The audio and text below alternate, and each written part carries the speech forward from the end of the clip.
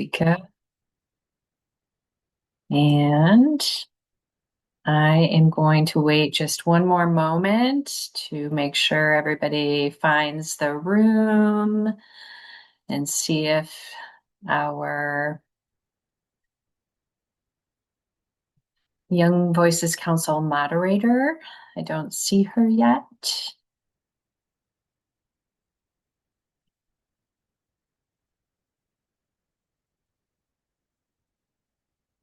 Tobiah, are you here? And I just don't see you.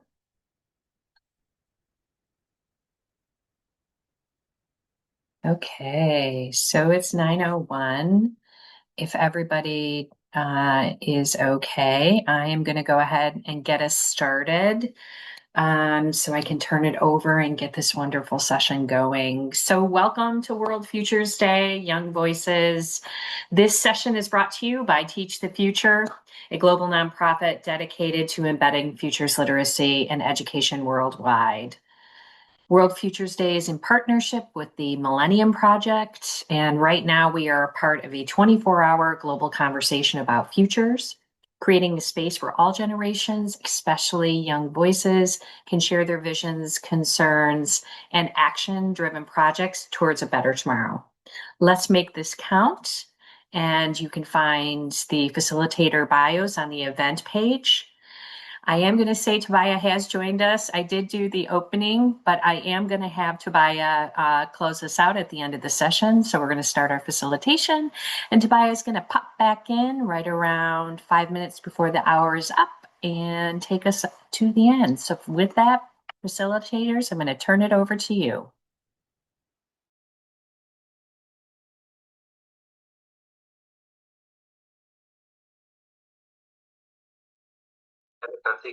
Well, hi, how are you? Very nice to greet you all. Thank you very much for this great opportunity and welcome to this workshop in which we will explore, as we have been doing over the last hours, through a very nice methodology guided by my colleagues Theo and Genaro, our collective and common future. My name is Francisco Vera Manzanares.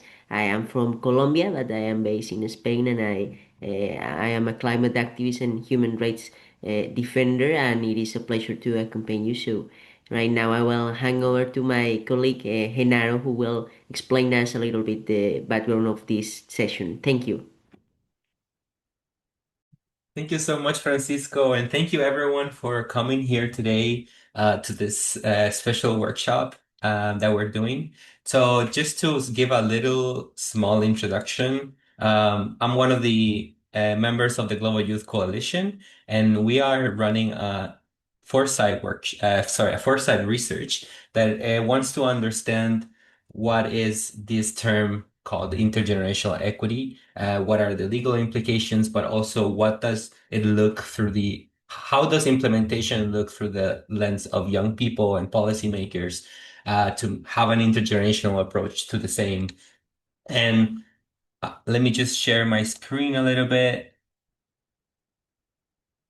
And as you can see in the Miro that we will be using to work in this session, there's more information about us. Um, Everything starts as all of us being, activists in the multilateral spaces and and seeing that intergenerational equity is being embedded in all the multilateral environmental agreements, but there's no specificity on what does that mean, and if we see like implementation of policies by governments, then there's a lot of the times not of specific approaches to what to future generations or to children and young people.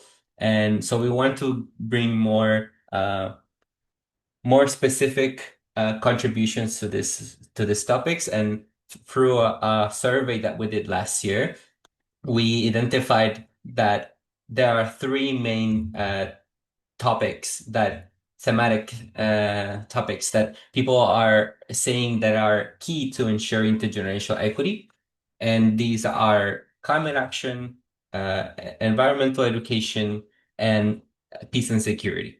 So today in this workshop, we're going to be focusing on the topic of climate and peace and security.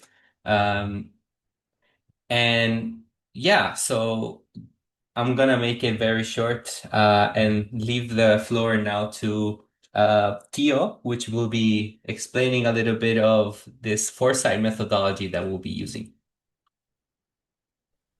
Great.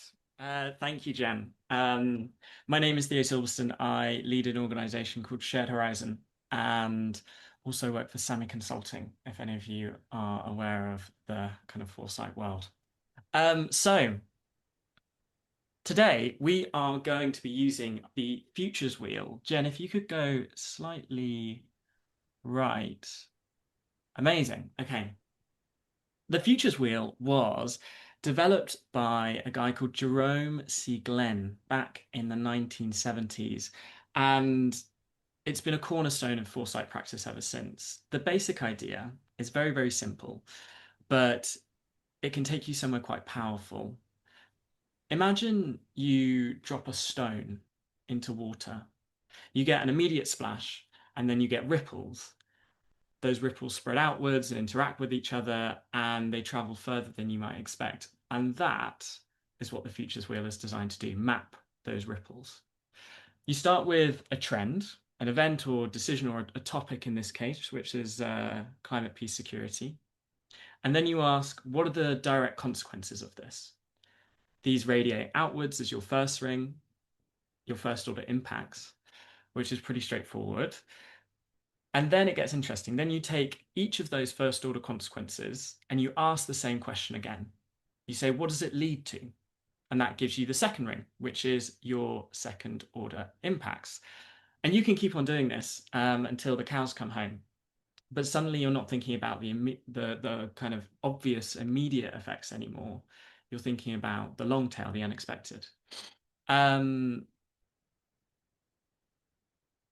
it helps to look at this through different lenses. There are many out there. There's one called PESTLE or STEEP, which looks for social, technological, economic, environmental, political dimensions. And it is kind of a way to make sure that you're not seeing the world through one lens. A few things to keep in mind today is that the Futures Wheel is a collaborative tool. This is designed to be a collaborative session. So don't self-censor.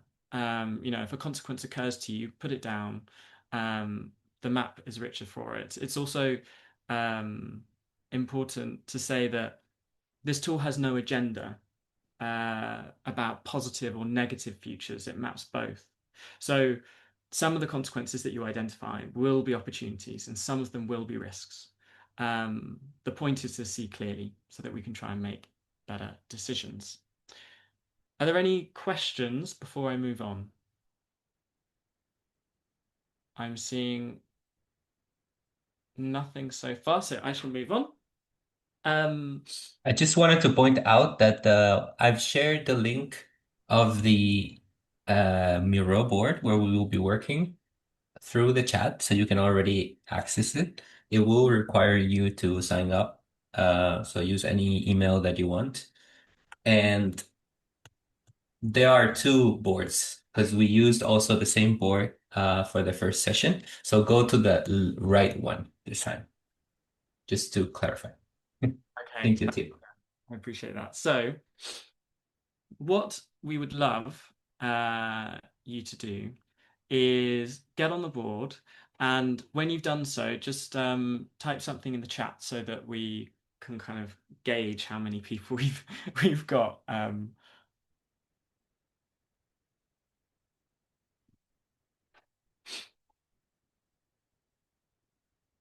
So I'm seeing 9 people, which is fantastic. And we have 15 in the call.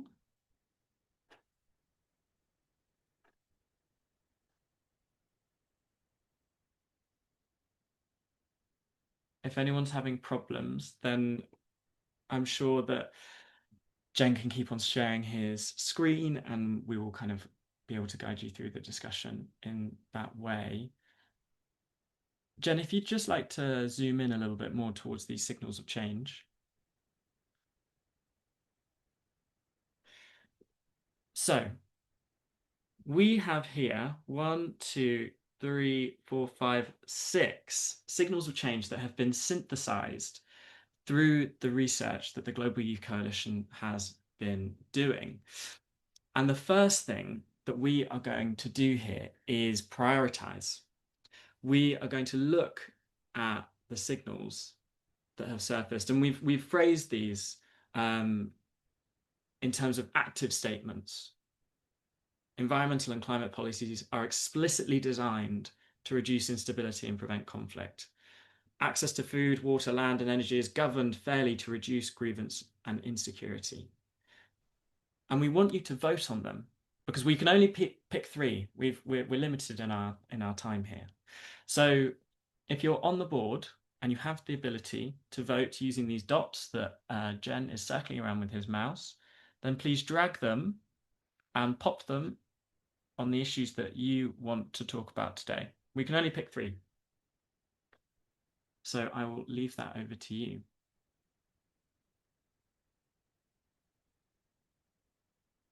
Yes, if someone is seeing difficulties joining the Miro board, we're happy to also gather inputs from the chat in Zoom. So I'll be sharing maybe a list or a picture with all the different signals in the chat. And if you cannot access the Miro board, just share what you think in the chat. We're voting. Democracy for peace and security. Let's do this.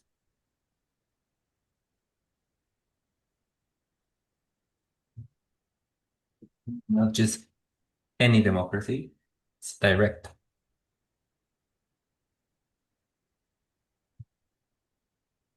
Okay. It appears that not that many people are on the board and not that many people are voting. So maybe let's yeah. Maybe also let's remind people that they can vote on 3 because we're gonna be using 3 on this opportunity to work on. So if you put only the blue vote, you can vote on the green one and the yellow one, and let's disregard this alpha 3. So please continue voting if you already voted for one.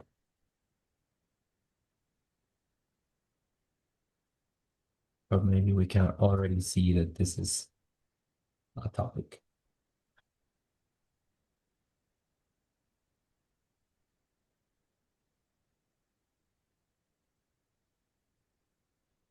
Okay. What I think we should do is see that we have 3 votes for 3 separate signals, and we'll go ahead with the first one, which is young people hold formal and decision-making roles in environmental governance, shaping agendas, negotiations, and implementation processes as equal partners. I'm going to hand over to Francisco to facilitate that first signal, and hopefully once we are done with this first one, we can maybe come back to the voting if people have some further thoughts there. Does that sound good? Wonderful. Wonderful. Go for it. Wonderful. Well, thank you. Yes, hopefully, well, I introduce this signal of change. More people join the Miro board and vote for the 3 other signals. Well, this one, as Genaro at the beginning introduced, no, in many multilateral spaces, we have heard about intergenerational equity, about including young people, but many times this remains in simple promises and isolated words, while action continues to exclude us systematically. No, so basically, this one focus on young people hold formal and decision-making roles in environmental governance, shaping agendas, negotiations, and implementation processes as equal partners. So, what do we have to do, or what should other actors like governments and states do to make this a reality, to make this a future? Basically, we need, first of all, governments. This is one of the interventions, governments to establish youth and also children mechanisms like advisory bodies, for example, with formal influence on national climate disaster and security risk assessment, and in other policy making spaces. In many countries, we already see that this is being implemented, but mainly focusing, for example, in youth, and many times letting aside children, no? And another very important intervention could this make possible is standardized mechanisms. Precisely, if we have standards, we will be able to make sure tokenism is avoided, and that real decision making spaces for young people and children are taken seriously by our governments, simply. So this is the first one, and Genaro, I saw already add it in the wheel, and now we can maybe even start to put what consequences will this have in our environments and in our society. Primarily, what immediate and first consequences could it have, and what externalized and second some consequences could it have, basically, like in the other exercise as well. But before doing that exercise, maybe I think we can continue reading the other two, right? So I hand over again to my colleague Genaro.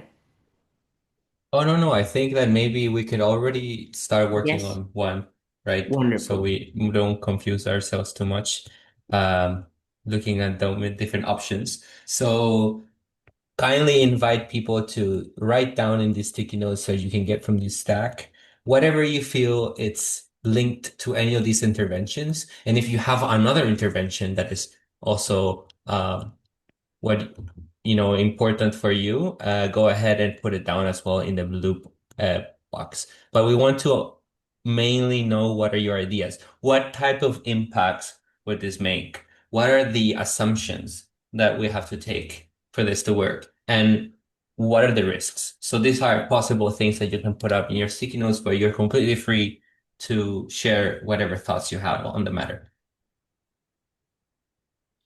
And I'll lock this. Yeah, perfect. So, yeah.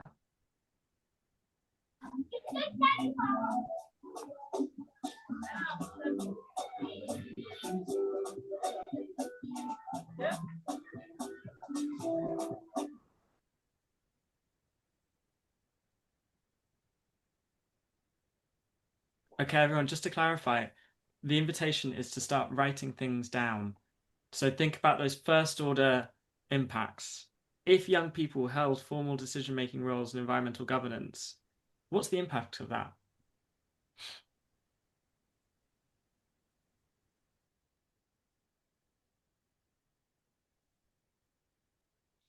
And maybe you can stop clicking on the big square so it doesn't show all gray.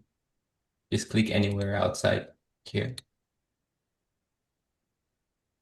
I think someone is touching it, but I'm not sure who it is. I think it's you, but it says here. Um, Well, maybe to make it easier, we could also give an example of what could it be, or how it could look like, basically.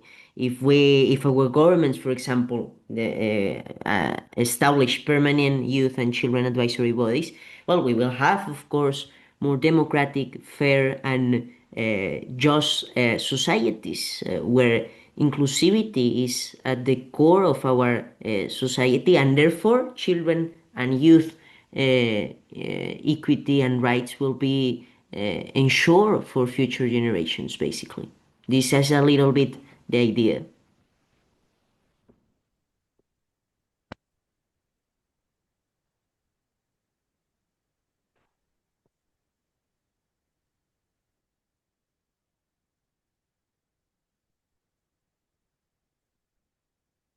Great. Would anyone else like to come in?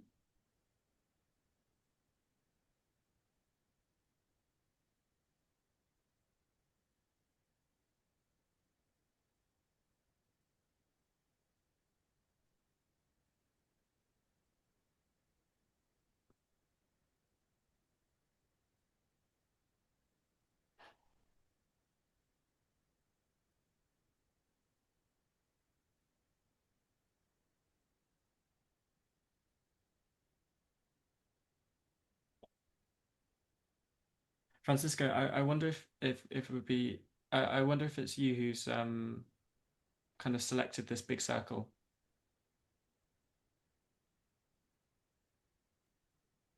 Yes, excuse me, if I select what? If you're you've selected this large circle, so it's grade. Perhaps it'd be if it is you, it'd be great if to kind of click away from that just um so that the futures will is kind of clear to everyone. Yes. Just click right here.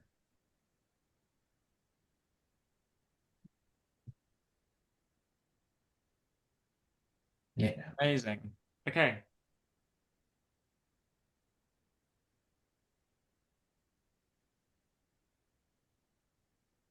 So those of you on the board, those of you in the room, in the chat, what would the impact, what would the first order impact be of young people holding formal and decision-making roles in environmental governance?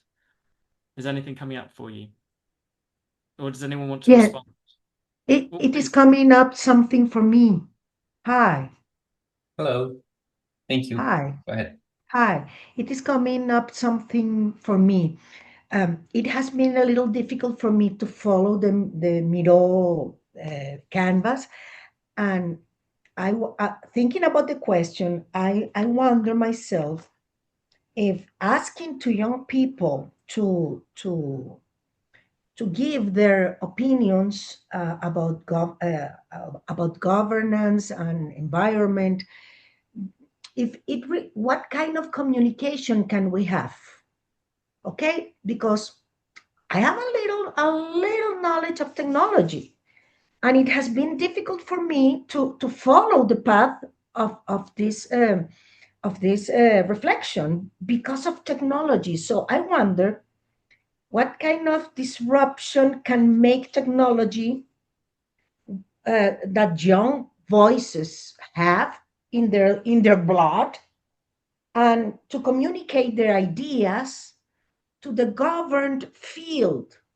How is the communication between this factor related to technology, and how to share the ideas in a tuning a common way to listen, the two fields, young people and governance. That's my reflection to myself, because I can see as a part, I imagine that I was in the field of governance and I was trying to listen young people, but it has been difficult for me to listen now. So maybe this same situation can happen in the governance field. So what do we have to do? Also the governance field and also young voices, to find common points, to have a real communication, to overcome problems and to find the future together.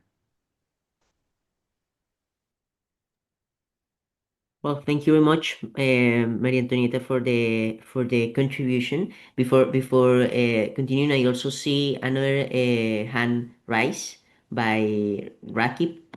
Please go ahead. Thank you, Francisco. I have two reflections, which I'm not sure fit in the yellow post-it, so I want to just say out loud, and it builds on what Maria has said. So I think where we're talking about established permanent youth and children advisory boards, it'd be helpful to understand like what do we mean by that? So do we mean representatives or adult or expert representatives of youth and children advisory boards, or do we actually mean, anyone between the ages of, I don't know, 10 to 30, for example, sits on these boards?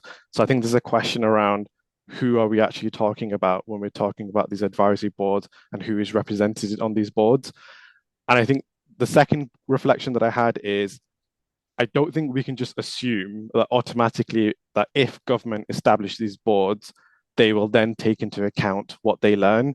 So I think there's a point there around how do we make sure that once that initial process has been completed, i.e. children and youth have been consulted, those views that are then actually incorporated or considered within government policymaking. And then the third reflection I had was just based on what Maria said around what kind of communications platforms do we use. So I guess traditional forms of government consultation are very old-fashioned, are very outdated. And so I guess there is a question of how do we use new forms of technology and new forms of media to engage with young people that might not, for example, look at your national ministry website regularly to see that there's a consultation open. So there's a question there, similar to what Maria said around communication platforms and how do we actually work on the platforms that young people actually use rather than traditional methods. Thanks. Wonderful. Thank you for both contributions, and feel free again, any of you to raise your hand and take the floor and to contribute to the discussion. I think, well, they are very necessary questions to make ourselves. I think that when we talk about children and youth advisory boards regarding the question of who is participating in these boards, I think we refer to mainly adolescents, no, who already maybe are capable to contribute and shape policies at the local level, no, and also regarding the communication platforms, I think not just through technology, but maybe, for example, through schools. No, we have a great opportunity to get to reach a huge number of children, no, and adolescents and youth and young people. But I think that we refer mainly to those who, yes, as you said, as you frame it, from 10 to 30, 35 years old even, that can be considered as young and future generations, no?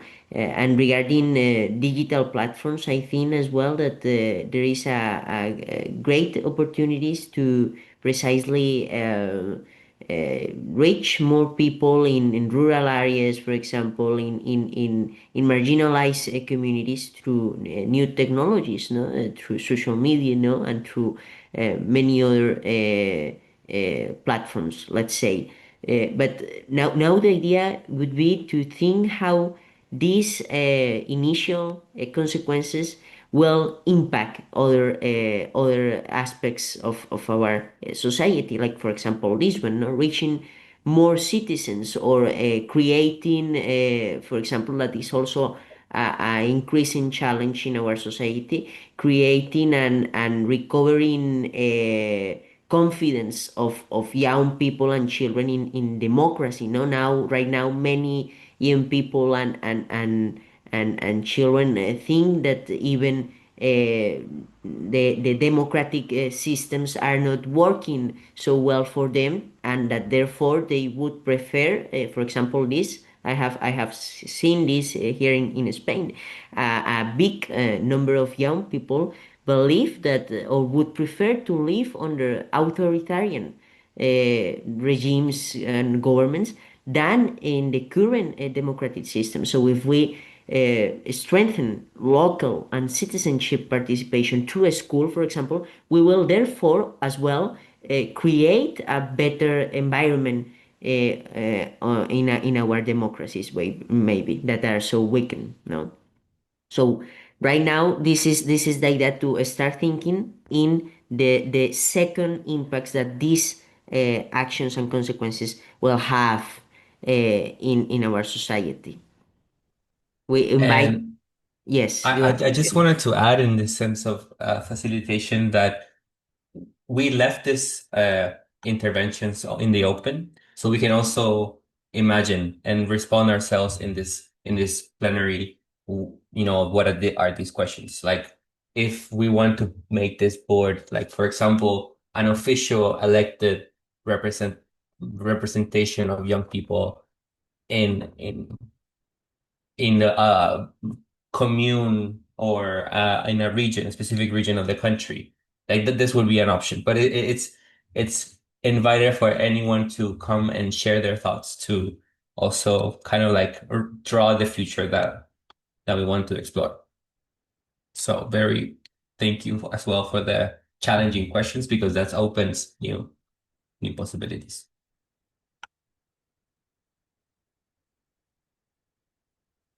Absolutely. Maybe anyone else that would like to precisely to challenge these ideas or to share experiences they have already had regarding participation and establishment of bodies of representation of youth and children.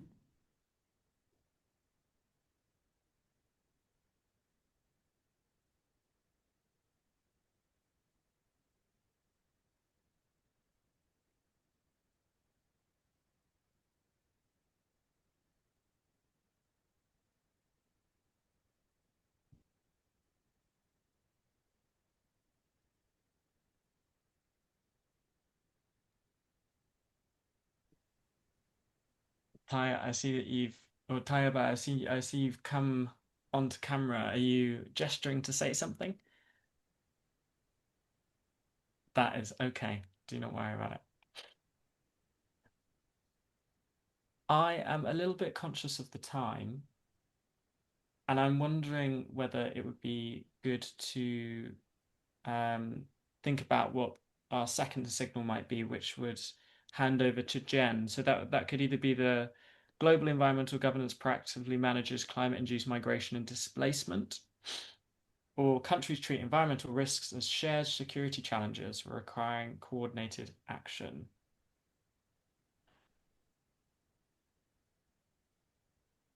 Jen, do you think it's time to hand over to you? Yeah, thank you so much. Yes, so if anyone wants to express their opinions on which one of these interventions should we continue using our precious time, it's very welcome. I see that there's a tie in the vote right now. So if anyone can help us get on this, if not, we can already start with one of these.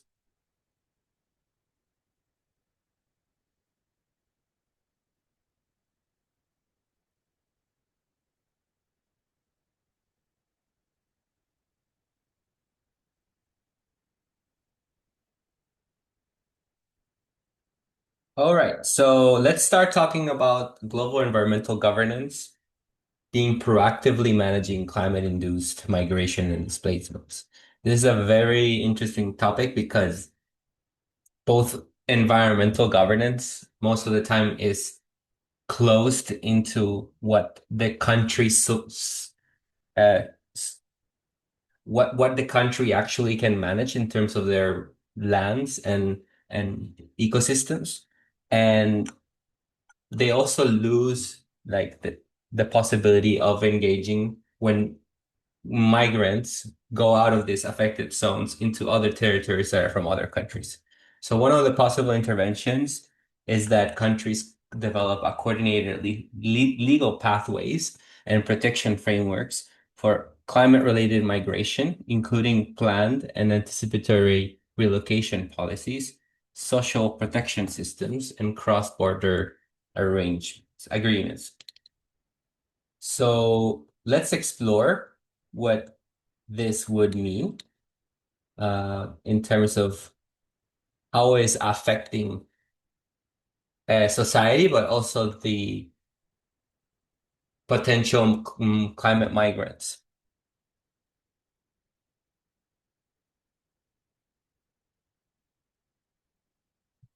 Anyone has any ideas to contribute to the discussion?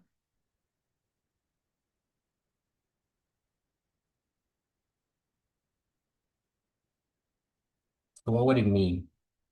How does this would affect the way that we live, nature, extreme weather events, environmental disasters?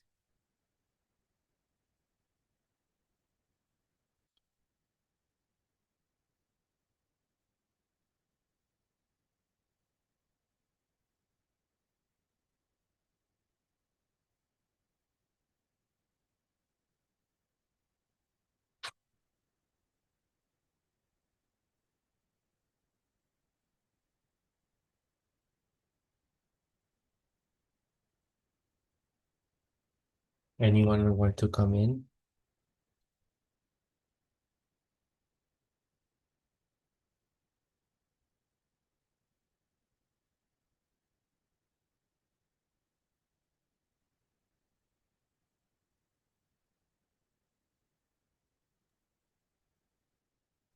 I'm happy to jump in.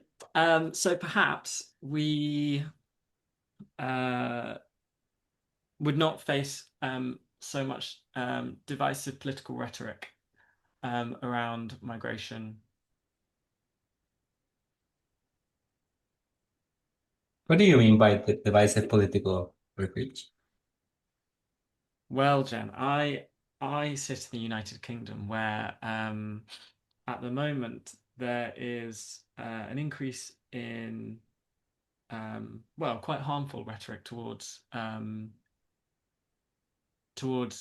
migrants who come to this country primarily to work, and it is, well, incredibly harmful not only to our not only to those who it directly concerns, but to the entire society, because it creates distrust and yeah, as I said, a sense of division where it's unnecessary. What do you think that could be done to essentially in the policy where we are relocating these migrants, that these retaliations from society could be prevented? It's a good question. Well, that's quite a big question. I would say that I think a lot of this stuff goes certainly in the United Kingdom. I think it goes to well, the extent to which truth is not necessarily an incredibly strong feature in our politics. The extent to which vast swathes of the population are squeezed financially.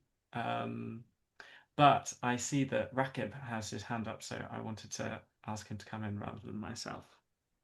Please, Rakib, go ahead. Thank you. I'm happy to. And yeah, it'd be really great to hear some other voices from the participants as well, because I'm sure we all got great and interesting views. So I think, if countries were to develop coordinated legal pathways and protection frameworks, I think it'll help to give the sense that the system is a little bit more fairer and is a little bit more equitable. So I think when I say fairer, I think we all know, right, when we have sorry, the I don't want to use the word burden, but the sort of the countries that tend to deal with the refugee crises and migration crises that we have right now are countries that surround the sort of source country, right? And so there's a question of whether globally we have a fair refugee and migration system that doesn't disproportionately burden surrounding countries that are typically also less resourced. And I think there's a question around equity as well. So I think there's a lot of research to show that people who tend to migrate tend to be from the higher socioeconomic groups of their particular societies. And actually, in a particular society, it's the least advantaged that don't have the opportunities to migrate or to claim refugee status, for example. So I think there's a question there around how do we make sure that the system as it works is equitable and takes into account the disadvantages that people face not only between societies, but also within societies as well. Thanks.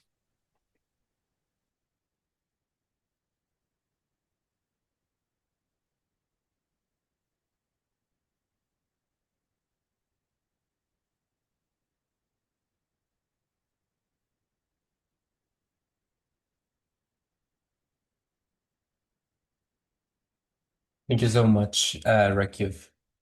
That's a very interesting approach. We would love to know as well, like, for example, what should be done or what assumptions should be in place to arrive to these more equitable approaches.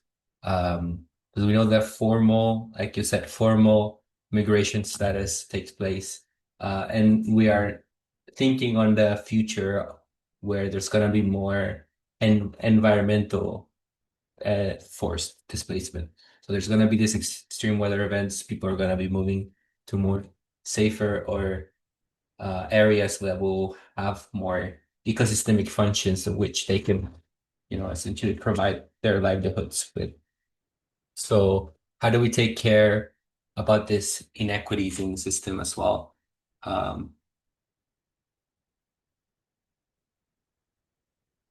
That's a really good question. I mean, so I have some views which I can, but I'd be interested in your views as the facilitators as well, because I guess the question is, for me at least, is do we go towards more centralized international governance to deal with these issues? So I don't know, a strengthened UN agency to this effect, or do we try to have a more decentralized approach, i.e., um, where we see a crisis bubbling or a set of crises that are going to overlap and it's going to cause an issue down the line, is it better to support the countries directly and the surrounding neighboring countries directly rather than move through a more centralized hierarchical sort of UN formal process? What works better for the situation on the ground? And I don't really have an answer for I don't really have an answer for that.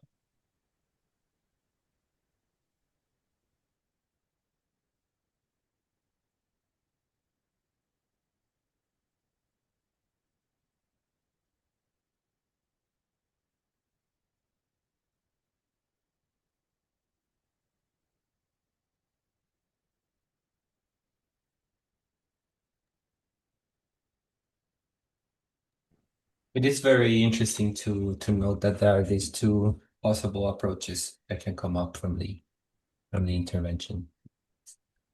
So thank you so much for this. Just to jump in there, I think to directly answer or attempt to more so kind of just engage with your questions, Rakim. I think it's long been suggested that there needs to be like an entire overhaul of the way in which migration is conducted, and governed rather. And so I think that inherently entails both, multilateral coordination, but also changes domestically in the way in which the conversation, I think, is conducted. I referenced truth earlier, and I think a lot of conventional notions of why people migrate, and certainly in relation to climate, peace, and securities, are kind of misconstrued. And so I think I don't have an answer, but only to say that, as with any of these issues, it's inherently kind of like or I would suggest like an approach that tries to understand the ecosystem of international migration, and challenges conventional assumptions that I think leave us where we currently sit, which is in a system that doesn't work and is incredibly charged.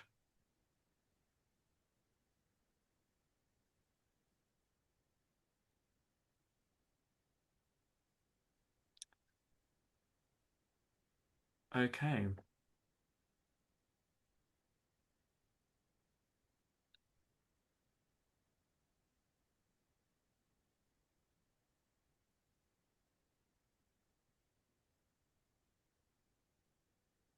So, as I understand it, I think we've got 15 minutes left. So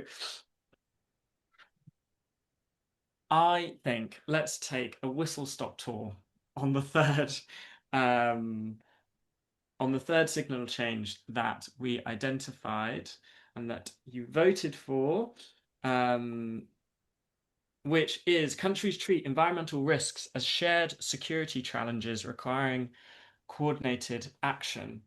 Now, if you're thinking, what does that look like? It could be regional environmental security pacts. And that could kind of be modeled loosely on existing mutual defense frameworks established to pool commitments and collective action when environmental tipping points threaten regional stability. It could also look like climate risk being embedded in diplomatic training, which I think could be a good idea, certainly because recent papers have suggested that governments are not taking climate threats as seriously as they perhaps should. Or it could be countries adopting shared environmental threat assessments. I think this already happens, but perhaps more so on a regional level. So I want to encourage you. We have, yes, just under 15 minutes left. I know that you've been sitting there and thinking, oh my God, this is the signal of change we've been waiting for. This is where all my thoughts are going to come out. So what do you think some of the impacts might be? Rakib, you have been very, very talkative, which has been fantastic. What do you think some of the first order impacts of countries treating environmental risks as shared security challenges?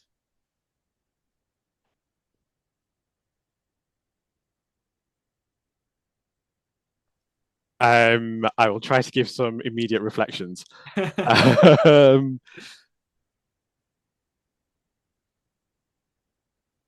Look, I think we all know, right, that sometimes environmental issues get overstepped by wider issues, right? Whether it be economic issues, other issues to do with sustainable development, or, as we're seeing in the world right now, sort of hard national security issues. So I think if there is a way in which we can get regional environmental security pacts, it might be a way to keep the environment on the agenda when so many other things are happening in the world right now that are also equally, if not more, challenging. So I think there's something there around, keeping the issue on the agenda. I think there's also something around maybe reframing it, treating something as a security challenge may activate different parts of government and society that usually aren't that invested in environmental challenges or wanting to understand it better and the impacts of it. So I think there's something there around, does it help to engage parts of society or parts of government that won't typically engage with the sort of environmental crises that we face? Those are my two immediate reflections. I'll leave it there. Well, no, thank you, because I kind of meanly picked on you. I think those points are really, really salient around, I suppose, both the point on communication and relevance and in connection influence. But I guess that also links to material impacts in relation to where budget is deployed and how many people in a very practical sense are working on issues. How many people are in teams looking at these types of questions? Does anyone else have any other reflections? And at this stage, I would love to invite Randy from Teach the Future. If you are wanting to jump in, I would invite Jen. I would invite Francisco. Anyone in the chat who would like to jump in? I would like to say something. Please. Yes. Okay. I am really happy to see that young people are concern about the environment, global situation. But what can we do? You, young people, I consider myself a young person at my age, okay? Uh-huh. So, what I can see, imagine that I am in a helicopter and I am looking the developing of the thinking process related to the sustainable ambiente, no? And you're from Colombia, you can understand me. I am from Venezuela. So, what I can see is since 2015, when countries decided to work following the 17 Objetivos de Desarrollo, Development Goals, uh, at that moment it started a new conscience, because at that moment countries, organizations, and the link between private sector and public sector, they decided to give a frame, and starting on there, the private companies, they can ask for support, economical support, and social organizations around the world focused on the goals of the millennial goals. So there is the conscious, the level of conscious has go forward a little, and you young people, you need to be aware of it. Yes, it is starting a platform, a frame, a legal frame, to make it true, to not only have the ideas flying with the good. No, now, yes, there are real path to go through the problems related to the sustainable goals. So I invite you, young people, to find the information related to those paths, because there are open gates for the real future related to our governance in our countries on all around the world. So I am glad to see that you are really interested in these topics. And yes, open those doors and you will make them better. With all of your ideas, if you at this age are thinking like what you are doing, as you are doing, I trust on you, and the future is in your hands. Okay. Thank you. Could I build on what Maria just said? Because I think that is so important in the work that we do with Teach the Future. We often are asked by students, particularly with the SDG goals, how it all relates to each other. And the expression that you presented today is that the whole idea of there is nothing that you can't do that isn't connected to other.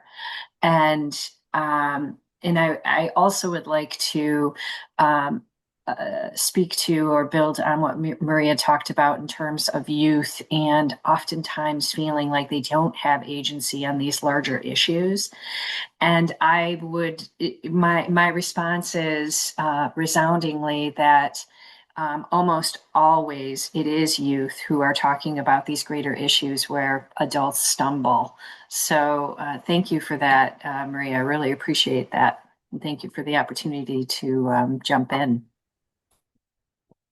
No, of course. I think. Well, yes, we started this discussion talking about climate, peace, and security, and I think we've ended up in an equally important place.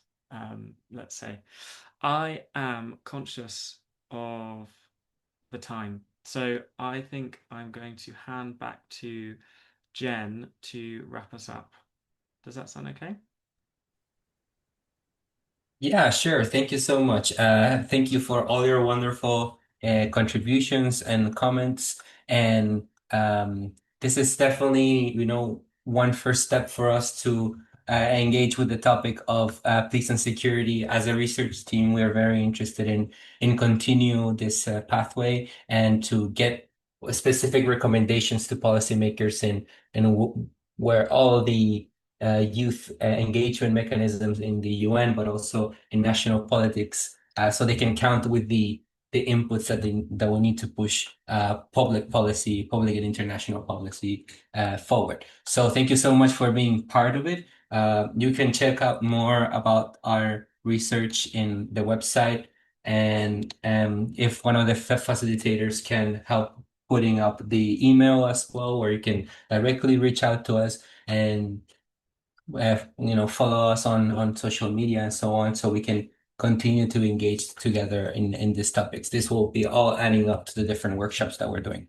So thank you so much to my friend facilitators as well for Teach the Future, for the opportunity to be engaging with you today, and we are very happy about the outcomes that we have here, and we hope to see you on the next time. I don't know, Francisco, if you also want to say some encouraging words. We have still 1 minute and a half. Well, absolutely. Thank you very much, Jen and Theo, for your our cooperative action. Thank you for all your nice and meaningful contributions, Maria, Rakip, all of you. Thank you. And well, yes, absolutely. Hopefully, we can recover eco hope from younger generations to continue imagining a future. No, thank you very much. It was a pleasure. Thanks, everyone. Bye. Thank you. Bye-bye. Thank you. Bye.